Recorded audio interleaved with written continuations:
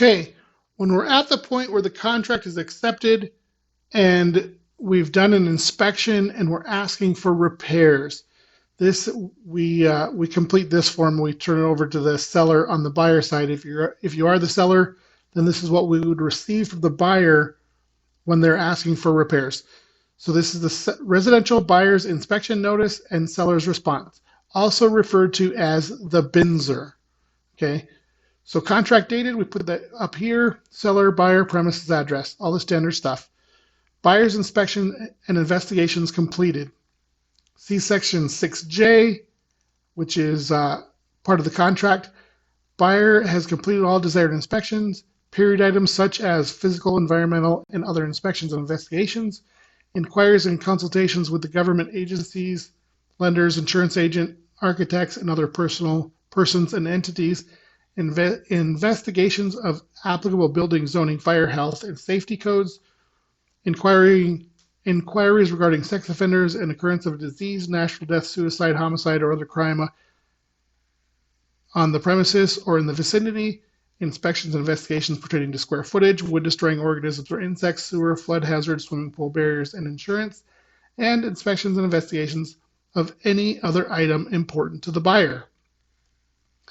Buyer has verified all information deemed important, including MLS or listing information, and all other information obtained regarding the premises. Buyer acknowledges that all desired inspection period inspections and investigations must be completed prior to delivery of this notice to the seller. All inspection period items disapproved must be provided in this notice. Buyer election is limited to the options specified below, and buyer is not entitled to change or modify buyer's election after this notice is delivered to the seller. So what that means is everything that is important to the buyer when it comes to inspections or getting the knowledge that they need to about the property and the vicinity, neighborhood, stuff like that, needs to be done prior to doing this. You get one bite at the apple, so we can ask for repairs one time. Buyer elects as follows: premises accepted, no corrections requested. Buyer accepts the premises in its present condition, and no corrections or repairs are requested. So that's the first box. They accept it, no repairs needed, we're good to go.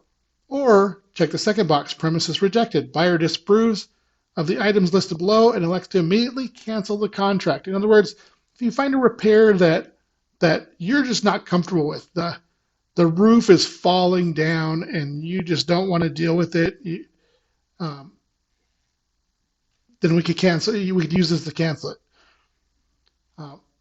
Buyer elects to provide seller with an opportunity to correct the disapproved items listed below.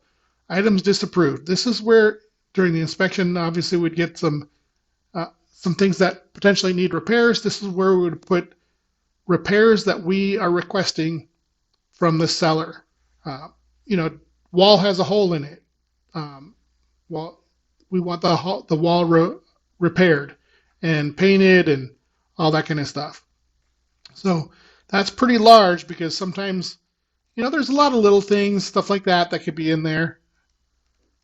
And then we sign down here, buyer acknowledges that brokers make no representation concerning the competency of any inspectors, contractors, and or other repair persons, and assume no responsibility for any deficiencies or errors made.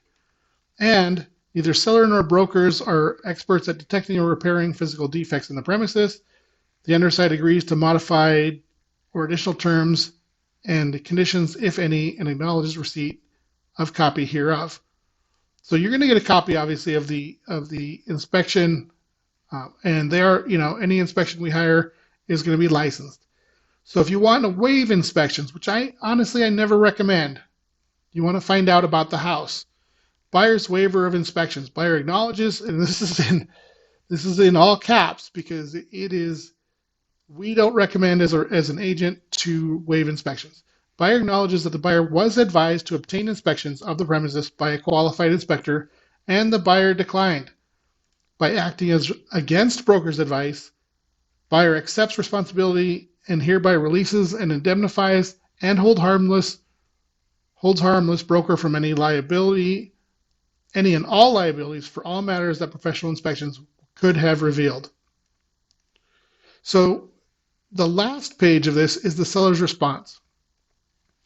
And this is to be completed only if buyer provides seller the opportunity to correct items disapproved on pages 1 and 2. So that would be the last checkbox up above.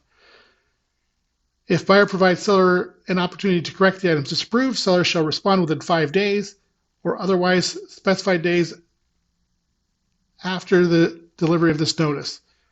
So the seller responds as follows. Seller agrees to correct items disapproved by buyer pursuant to the terms set forth herein and section 6J of the contract. Second checkbox, seller is unwilling or unable to correct any of the items disapproved by a buyer. And then this is the one when they normally check box. Seller response to buyer's notice as follows. And then they list the items. You know, they want to repair this and this and this and this, but they don't want to do this and this. So they put in the items that they agree to repair and the items they don't agree to repair. The undersigned agrees to the modified or additional terms and conditions, if any, acknowledges receipt of a copy hereof. And this is where the seller would sign it. And then it goes back to the buyer's election, to be completed only if the seller has not agreed to correct all items disapproved. See section 6J.